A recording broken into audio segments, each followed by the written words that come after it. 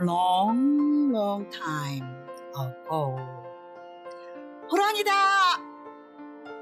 뛰어!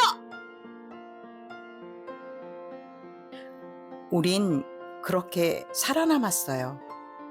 그리고 아주 오랜 시간이 흘렀죠. 그런데 우린 아직도 그 호랑이를 못 보냈어요. 언제 올지 모르니까요. 아직도 나는 소화를 잘 못해요. 오늘 속상한 날이었네요. 나 때문이 아니었는데 당황해서 제대로 말도 못했네요. 그때 침착하게 무심히 한 방 멋지게 날렸어야 했는데 집에 와서 이렇게 할 걸 후회 많이 했네요. 여러분은 어떠세요? 실수하면 급하게 변명부터 튀어나오시나요?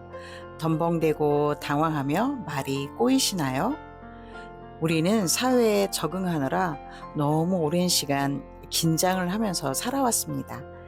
몸이 굳고 표정이 사라지고 원래 잘하던 것조차 성과가 잘 안 나오시나요? 이 사람 저 사람 눈치 보느라 뇌 에너지를 많이 써버렸기 때문입니다. 긴장은 에너지를 고갈시킵니다. 지금까지 이렇게 훌륭하게 잘 살아오셨지만 우리는 소중합니다. 이제 더 나를 잘 지키고 더 멋지게 살아볼까요? 오늘 같이 만들어봐요. 먼저 나의 뇌에게 이런 상황들을 이해시켜야 해요.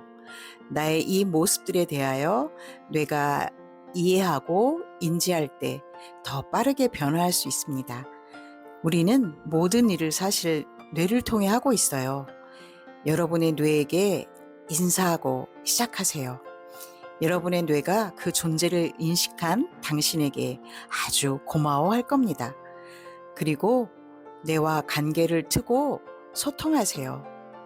당신은 지구의 1% 안에 속하는 사람이 되실 겁니다.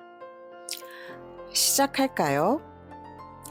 원시의 숲에서 우리 종족을 살려낸 위대한 비상 시스템, 교감신경. 하지만 현대인은 눈앞에 호랑이가 없는데도 매 순간 이 비상 스위치를 켜두고 살아갑니다.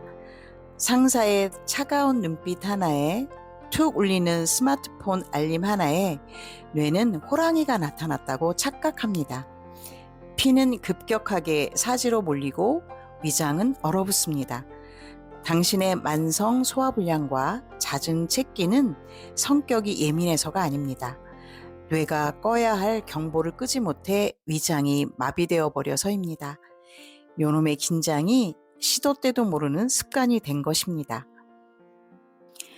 인생의 기승전결은 없습니다. 그것은 인간이 문명을 만들며 세상을 통제할 수 있다고 믿은 거대한 착각이자 오만입니다. 우리는 어려서부터 원인이 있으면 결과가 있고 시작을 했으면 끝을 보라는 기승전결의 시각을 주입받으며 자랐습니다. 이 관념의 시각이 우리를 평생 긴장의 노예로 만듭니다. 남들과 같은 시기에 성공해야 하고 못하면 패배자로 자책하고 뇌는 이를 위기로 받아들여 몸은 교감신경으로 긴장되고 예민한 사람처럼 되어버린 겁니다. 하지만 대자연을 보세요. 우주와 대자연의 기승전결이 있습니까? 인생은 논리적인 서사가 아니라 언제나 예측 불가능한 반전의 연속입니다. 사회가 정해놓은 틀에 자신을 억지로 끼워 맞추려는 강박을 내려놓아야 합니다. 그러면 어떻게 해야 할까요?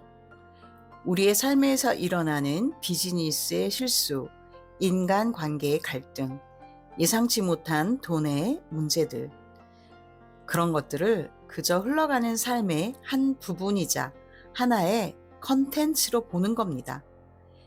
영화 대본의 스토리로 보는 겁니다. 하실 수 있을까요? 물론 말처럼 쉽진 않습니다. 그 문제들로 인해 지금 당장 우리의 위장이 멈추고 심장이 뛰고 불안이 엄습해 오니까요. 하지만 삶의 크고 작은 고통은 우리가 살아있는 한 언제나 일어나게 되어 있습니다. 지구가 매일 스스로 도는 것과 같습니다. 네, 기억하십시오. 일어나는 일들이 삶의 컨텐츠라면 그것을 경험하는 우리의 몸과 마음의 에너지 상태는 엄밀하게 말해 서로 완전히 별개예요. 이 둘을 철저히 분리해내야만 비로소 그 힘듦의 순환고리에서 벗어날 수 있습니다. 그 경험 속에서 일어나는 일시적인 감정이나 불안한 상태를 진짜 나라고 착각해버리면 그 늪에서 영영 빠져나오기 힘듭니다. 삶의 진짜 주인인 본래의 나가 지금 잠시 그런 경험을 하고 있을 뿐입니다. 철저히 분리해서 관찰자의 눈으로, 관찰자의 의식으로 바라보아야 합니다. 이것은 연습을 통해 그리고 꾸준한 훈련을 통해 충분히 가능합니다. 명상은 바로 이 관찰자 의식을 깨우도록 도와주는 강력한 도구입니다. 보통의 사람들은 수없이 똑같은 고통을 경험하고 수많은 상처를 입고 나서야 비로소 무언가를 깨닫거나 겨우 알아차립니다. 하지만 수많은 상처를 입은 후에야 뒤늦게 깨닫는 것보다 지혜를 통해 미리 알아차리고 훈련으로서 가볍게 넘어가면 어떨까요? 이 원리를 모르면 고통의 패턴은 삶에서 계속해서 반복되기 때문입니다. 주위를 둘러보면 힌트를 얻으실 수 있습니다. 이런 분이 계실 겁니다.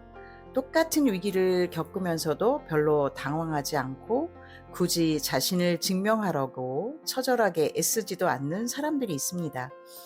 일어나고 있는 상황과 그에 대응하는 자신의 태도를 분리해내는 감각을 터득한 것이죠. 어떻게 스스로를 보호하면서 이를 잘 풀어나가야 하는지 알게 된 것이죠. 이것은 스스로에 대한 단단한 믿음이 내면 깊은 곳에서 자리 잡고 있는 거예요. 여기에서 진짜 에너지가 계속 공급된다는 것을 알게 된 것입니다. 세상은 우리가 생각하는 만큼 그렇게 단단하지 않습니다. 세상이 너무 단단하여 변하지 않을 것이고 그에 비해 나는 너무나 무기력한 존재라고 생각하시고 살면 세상은 더욱 거대하고 단단한 장벽이 되어 내 앞에서 펼쳐질 것입니다.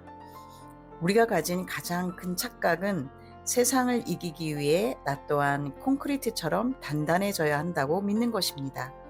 온몸에 잔뜩 힘을 주고 눈을 부릅뜬 채 세상과 정면으로 부딪히려 듭니다.